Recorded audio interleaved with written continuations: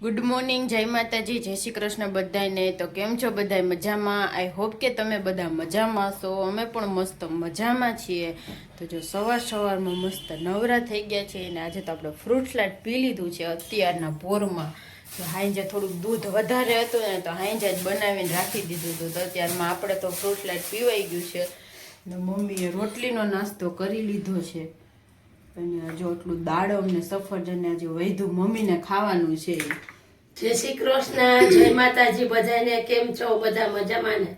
અમે પણ મજામાં છીએ. જો નાસ્તો કરી લીધો છે, દવા પીવાની બાકી છે અને હવે ફુલાવર બટેટા વટાણાનું શાક બનાવવાનું છે. એટલે એ બધી તૈયારી કરીએ છીએ. લોટ તો બાંધી લીધો છે. આ લોકોને પનીર ખાવાનું છે એટલે આપણે ફુલાવર ને એનું શાક કરી લઈએ. આપણને પનીર ખાવાની ઈચ્છા છે, એ આંટીના હાથનું. આંટી મસ્ત બનાવી દે છે આપણને પનીર. એટલે મમ્મીને પનીર ભાવે ને એટલે એના એટલે ફુલાવર ને વટાણા ને બટેટા થોડુંક બનાવી નાખીએ. આવી જાઓ બધાય નાસ્તો કરવા. નાસ્તો તો જો મમ્મીએ તો રોટલી ખાઈ લીધી છે. દહીં ખાધું? દહીં ખાઈ ગઈ ને? દહીં રોટલી ને મોરું છે ને એકદમ હાવ મોરું. શિયાળો છે ને એટલે એવું જ થાય, મોરું એકદમ. ખાટું નહીં જરા. ક્યારેક તો માન જામે એટલે જો દહીં ખાઈ લીધું છે ને ફ્રૂટ. મમ્મીને ફ્રૂટ સલાડ પીવાય નહીં ને એટલે એના ભાગનું એમને રાખી દીધું છે. એ મમ્મી મોડેકથી ખાય કે હા, થોડુંક કામ કરી લો ને પછી મરચા જો મસ્ત મમ્મી અથાઈ એવા લઈ આવ્યા હતા. તો આની કટકા કરીને રાખ દેવા એટલે સીધો બોરો ભેળવી દેવાય. જો ઈ કરવા છે પણ ટાઈમ નથી મળતો. પેલા શાક કરી લ્યો પછી આ તો મોડેકથી થઈ જાય એટલે ટાઈમ નથી મળતો.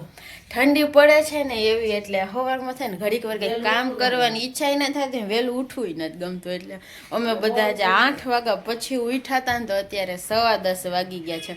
કામ તો થઈ ગયું, કપડાં ધોવા નાખ્યા ને પાણી ભરવાનું છે જો, ને લોટે બંધાઈ ગયો છે. હવે ખાલી મમ્મીને શાક કરી નાખે એટલે અમારે શાક ભાત કરવાના છે, બસ એટલું કામ હોય. બાકી તો પછી નવરા થાય એટલે જો આપણે અહીંયા જ બેસવાનું હોય. અત્યારમાં ઘડીક વાર જ કામ હોય, બાકી પછી આખો દી નવરા. તો જો આંટીએ મસ્ત મજાના ઉત્તપમ મોકલા છે. આપણે તો ફ્રૂટ સલાડ પી લીધું ને તોય મસ્ત મજાના ખાવાના છે. જો આ ઉત્તપમ એકદમ ક્રિસ્પી ને કડકડા હોય ને તો મજા આવે ખાવાની. તો જો એને 2-3 મોકલાવી દીધા છે. તો મમ્મી એક ખાહે ને હું ખાઈશ 2. ભાઈને તો ભાવે નહીં. માતાજી, જય શ્રી કૃષ્ણ બધાને. ભાઈ તો સવારમાં આપણે ઉઠીને નાસ્તો કરી લીધો હતો.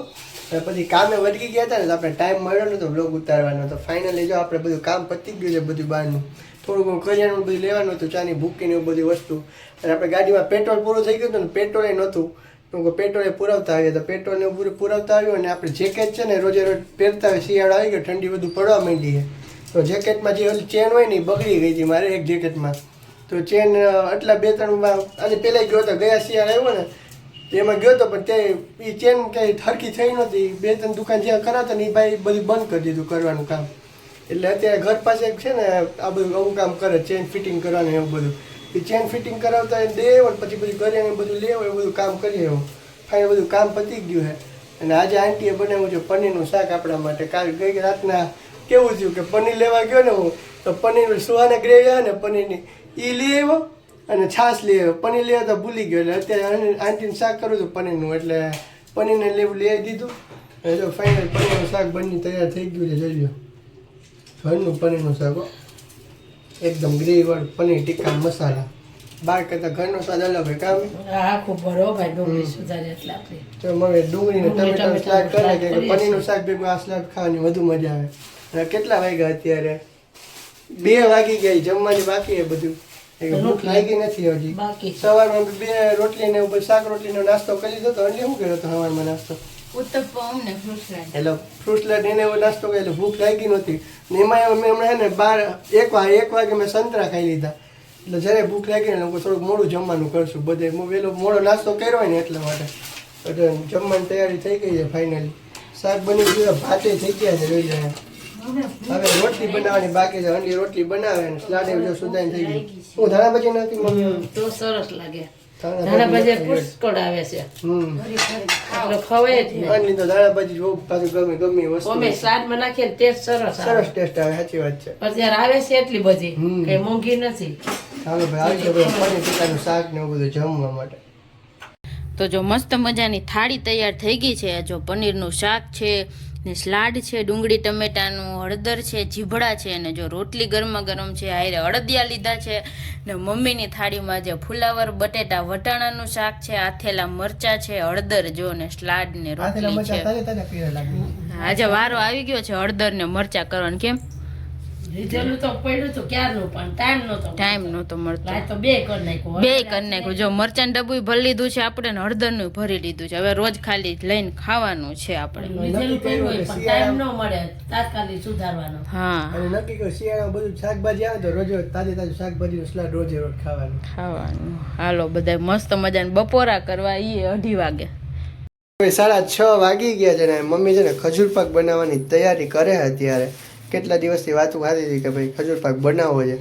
ફાઇનલી જો ટાઈમ આવી ગયો છે ખજૂર પાક બનાવવાનો. બધા ડ્રાયફ્રૂટ્સ જો બધા કટ કરી નાખ્યા છે અહીંયા. અખરોટ છે, પછી જો કાજુ ને બદામ સુધાર્યા છે અહીંયા, પછી અહીંયા અખરોટ લીધા છે. કિસમિસ ક્યાં ગઈ મમ્મી? આ કિસમિસ છે જો, અને ખજૂર જો મમ્મી એક બાઉલમાં લઈ લીધો છે. ફળિયા કાઢવાના છે. હવે શિયાળા આવ્યો તો અડદિયા ને ખજૂર પાક બનાવીને ખાવાની મજા આવે. કામ હા, શિયાળામાં ખાવાનું. આજ પેલા આપણે બનાવ્યો તો પહેલી વાર બનાવી. ના, પહેલી વાર બનાવીએ છું. પહેલી વાર આપણે ઘરે તૈયાર લઈને ખજૂર ખાતા પાક. હતા. ગયા વર્ષે હે ને શિયાળામાં હું લઈ આવ્યો તો ખજૂર પાક, પણ બહુ મોંઘો મળે. કંઈક 700-750 નો કિલો હતો. અને એ ભાવે પણ ને એટલો બધો, કે એમાં બધું ડ્રાયફ્રૂટ્સ વધુ હોય. મને છે ને વધુ ખજૂર હોય ને એવો ખજૂર પાક વધુ ભાવે. એટલે આપણે ઘરે આપણી રીતના જે માપસર વધુ જે રાખવું એ રાખી શકીએ, જે ઓછું રાખવું એ ઓછું રાખી શકીએ. ગયા વખતે શિયાળામાં હું લઈ આવ્યો હતો ને ખજૂર પાક, તેમાં હે ને આ બધા ડ્રાયફ્રૂટ વધુ હોય અને ખજૂર ઓછો હતો. એટલે મને ખજૂર વધુ હોય ને એવો ડ્રાઈવર શું કે ખજૂર પાક ભાવે. એટલે જો ભાઈ ખજૂર પાક બનાવવાની તૈયારી થાય અત્યારે તો. બદામ ને બધું ફળિયા ફોડવાના છે. ફોલીને પછી કરવાનું. પછી શું કરવાનું? પછી સીધું બનાવવા માંડવાનું. આમાં ગોળ કે શું નાખવાનું? ગોળ કે કાંઈ નહીં, મીઠું. આગા ખજૂર તો મીઠો જ હોય. મીઠો જ હોય. એ વાત બરોબર. એટલે આમાં કાંઈ નાખવાનું જ નહીં, ખાલી ડ્રાયફ્રૂટ જ નાખવાનું. શિયાળા આવે તો અડદિયા ખજૂર પાક ખાવાની મજા આવે છે કા? હા, અત્યારે જ ખાવાનું હોય ને આ બધું. ઠંડી ઋતુમાં આ બધી વસ્તુ ખાવાની મજા આવે. માંડવી પાક છે, ખજૂર પાક છે, અડદિયા છે. મમ્મી તો જો ગોળવાળી વસ્તુ શું કે ખજૂરે મીઠો કહેવાય, ડાયાબિટીસ વધી જાય એટલે એવું બધું ખાઈ ન શકે. એટલા માટે એના માટે પછી સુખડી બનાવજે કામ. આ તો હજી ખવાય. ખવાય ખજૂર ડ્રાયફ્રૂટ આવી જાય એટલે મોરો પડી જાય. હા, મોરો તો ભાઈ બધું ખજૂર એટલે બહુ ઓછો ખવાય પણ તારા માટે ખાવું હોય તો સુખડી કે એવું કંઈ કરી લેવાય. ગોળવાળી વસ્તુ એમ, ખાંડવાળી વસ્તુ ન ખવાય એમ. તો ખજૂર પાક બનવાનું ચાલુ થઈ ગયું છે. તો જો મમ્મીએ પેલા બધા ડ્રાય ફ્રૂટ છે ને એ શેકીને કાઢી લીધા છે, અને હવે જો ખજૂરને ઓગાળવાનું કામ હાલે છે. જો એકદમ આખો હતો ઘણો ઓલો થઈ ગયો છે. જો એકદમ એકરસ થવા દેવાનો છે, કાં હાવ પોચો થઈ જાય એવો. તો જ ઢેફલી પડે ને આ બધું મિક્સ તો જ થાય આમાં ડ્રાય ફ્રૂટ. હાવ ધીમો ગેસ રાખ્યો છે, જો આપણે બળી ન જાય ને એટલા માટે ગેસ જ કરવું પડે. એકદમ એકરસ થવા દેવાનો છે. જો ખજૂર પાક એમ તો અઘરો, આમ મેં શેકવાનું જ કામ છે, ઓમ બીજું કઈ નથી. ડ્રાયફ્રૂટ તો ગાયગા શેકાય છે. હા તો મસ્ત શેકાઈ ગઈ. આમાં મિક્સ થવા જોઈએ ને પછી નકર નોખા રહ્યા. ઘીમાં શેકેલા છે ને એકદમ મસ્ત ટેસ્ટી લાગ્યો કાજુ. 10 વાગી ગયા, જમીને ફાઇનલી નવરા થઈ ગયા છીએ. હવે જમવામાં બપોરનું જે શાક પડ્યું હતું પનીર ને એવું બધું એ જ હતું અત્યારે. તો આમાં પનીર દિવસે અમારે ઘરે બને ને 2 દિવસ હાલ્યું જાય. એ જ સવારે એ જ ને રાતના એ જ હાલે પછી, કેમ કે પનીર 2 ટાણા ભાવે અમને. એટલે મમ્મીએ ભાઈ મસ્ત મજાનો ખજૂર પાક બનાવ્યો હતો જોરદાર. દુકાનેથી લઈ આવ્યા હતા ને ગયા વખત શિયાળામાં, એના કરતાં બહુ મસ્ત શું કે બનાવ્યો છે. હવે સવારના એક રોજ ખાઈ લેવાનું, બહુ મસ્ત બનાવ્યો છે. હાલો, ઠંડી જો જોરદાર લાગે ને, પંખો બંધ રાખ્યો જો, એટલી ઠંડી લાગે. દરવાજો બંધ કરી દીધો, ઠંડી આજે વધી ગઈ એવું લાગે બહુ. તો હાલો આજનો વ્લોગ આપણે અહીંયા જઈને કરીએ છીએ. તો જો તમને અમારા વ્લોગ પસંદ આવતા હોય તો ચેનલ લાઈક કરી દેજો, શેર કરી દેજો, અને સબસ્ક્રાઈબ કરવાનું ભૂલતા ને એક મસ્ત મજાની કોમેન્ટ કરી દેજો. તો કાલે મળશું નવા વ્લોગ સાથે. ત્યાં સુધી બધાને ગુડ નાઇટ અને બાય બાય.